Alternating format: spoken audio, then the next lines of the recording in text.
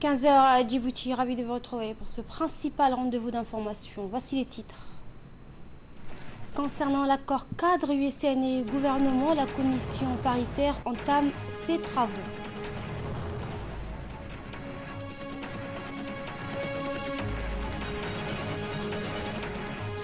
Et au Yémen, la situation reste très tendue à Sanaa. Bonjour, Assemblée nationale, conformément à l'accord cadre signé le 30 décembre dernier entre l'Union pour le salut national USN et le gouvernement, la commission paritaire composée de 8 membres, à savoir 4 députés de l'USN et 4 députés de l'Union pour la majorité présidentielle UMP, a commencé ses travaux ce matin à l'Assemblée nationale. Le secrétaire général de l'Assemblée nationale, Ismaël Goulal Boudine, participe également à ces travaux. La séance inaugurale a été ouverte ce matin par le président par intérim de l'Assemblée nationale, M. Mohamed Ali Hamad. Le Premier ministre Abdelkader Kamil Mohamed, président de l'UMP, ainsi que le président de l'USN, Ahmed Youssouf Hamad, ont également assisté à l'ouverture des travaux. Cette commission paritaire a 30 jours pour émettre des réflexions sur 3 points de l'accord, à savoir l'élaboration d'un statut de l'opposition, la réorganisation de la CENI ou la Commission électorale nationale indépendante et la mise en place d'un code de bonne conduite à l'attention des partis politiques. Arrivé sur nous, c'est la raison pour laquelle il me semble important d'insister sur l'état d'esprit qui doit être le nôtre.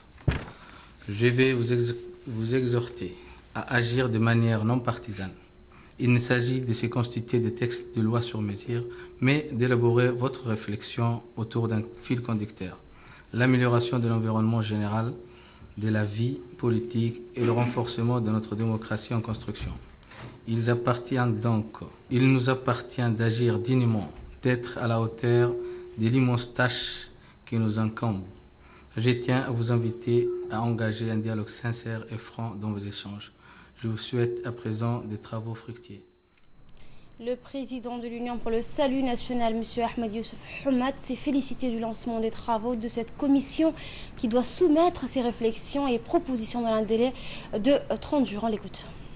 Je suis heureux de pouvoir participer aujourd'hui et je suis heureux aussi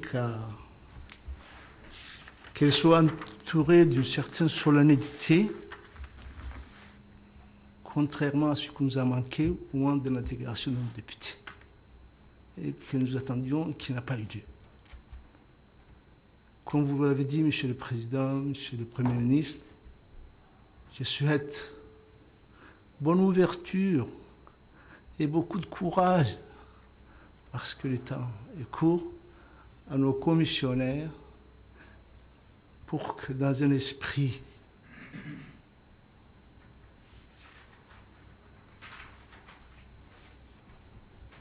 où l'intérêt général et l'avenir de notre pays sera largement pris en compte par nos commissionnaires, qui, je n'en doute pas, sont responsables et qui doivent être aussi préoccupés que nous et la population de l'avenir de notre pays.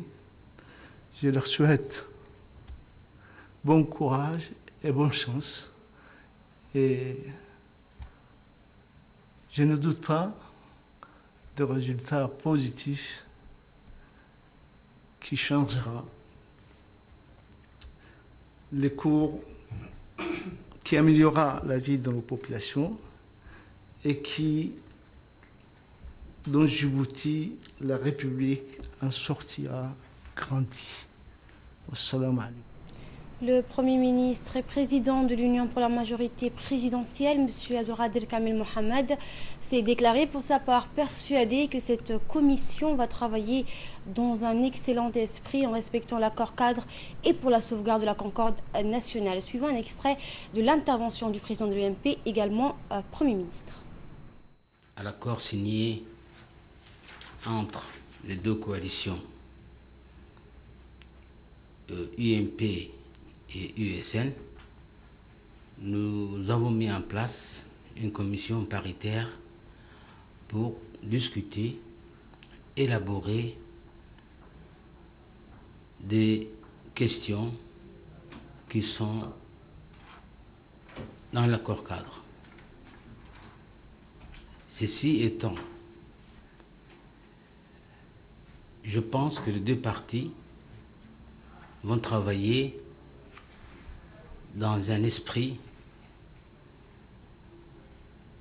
d'ouverture, dans un esprit aussi d'arriver à quelque chose de commun, mais surtout à un document qui sera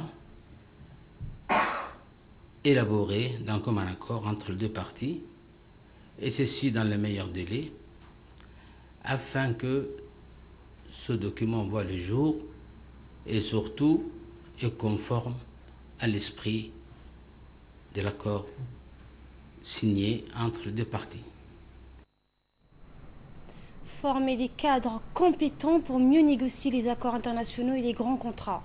Une session de formation sur les négociations commerciales de grands projets impliquant de grandes sociétés ou firmes internationales a été lancée ce matin à l'Institut des études diplomatiques. Une trentaine de hauts cadres ou fonctionnaires des différents ministères de l'administration publique et semi-publique bénéficient de cette formation. Ils sont amenés à participer aux négociations afin de préserver les intérêts du pays.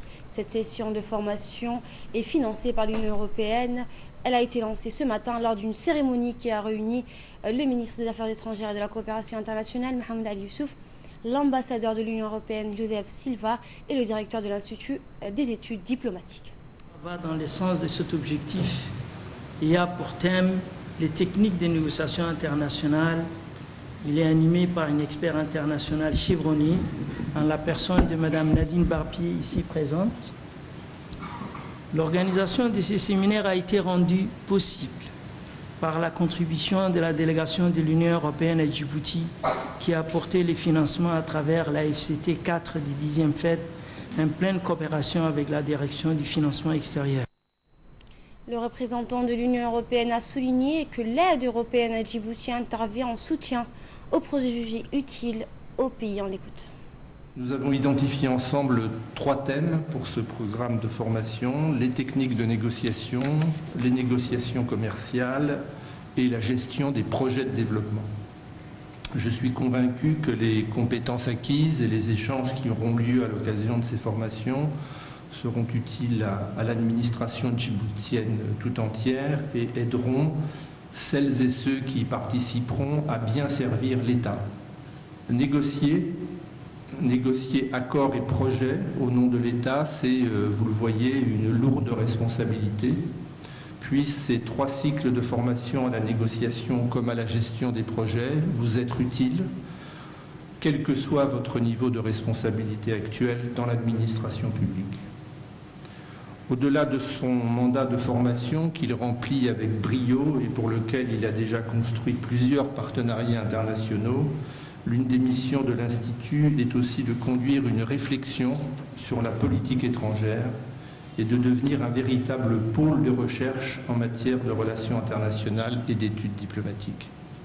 C'est là une tâche importante à laquelle, Monsieur le Ministre, l'Union européenne, sous une forme ou sous une autre, se réjouira de participer.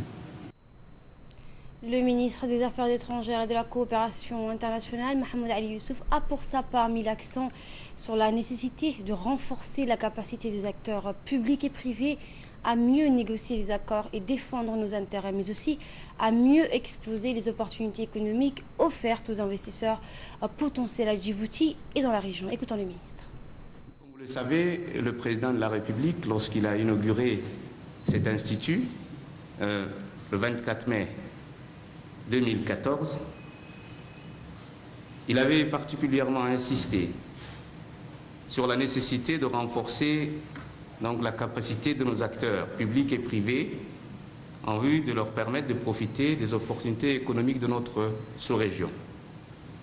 Aujourd'hui, on peut dire que nous sommes dans la phase de la mise en œuvre des objectifs fixés en offrant à nos cadres une plateforme propice à la formation et à l'information. Cette mise en œuvre a été rendue possible grâce à des partenaires comme l'Union européenne, représentée ici aujourd'hui par l'ambassadeur Joseph Silva, qui, en coordination avec le bureau de l'ordonnateur national du FED, a apporté le financement nécessaire à l'organisation de ce séminaire. Je tiens à le remercier pour son appui. Cela nous a permis aussi de faire appel donc, à l'expert international de haut niveau, spécialisé en technique de négociation internationale. C'est l'objet de notre séminaire ce matin, Madame Nadine Barbier, du Consulting Group GFA. Grâce donc à ces efforts continus de l'ambassadeur Silva, nous sommes, je peux le dire avec sérénité, rassurés quant à la poursuite des efforts de l'Union soutenir le développement de l'Institut de manière durable. Je suis aussi ravi de voir la participation des parlementaires djiboutiens qui ont certainement, à l'instar de tous les autres cadres du ministère, besoin pour leur travail de législateur du renforcement d'un certain nombre de capacités à comprendre et assimiler un savoir technique afin qu'ils puissent compléter les outils dont ils ont besoin pour parachever notre arsenal législatif. À la une également, le ministère des Affaires étrangères, des Affaires musulmanes, de la Culture et des Biens Waqf et le Haut Conseil islamique ont organisé ce matin un atelier sur l'interprétation du Saint-Coran ou tafsir.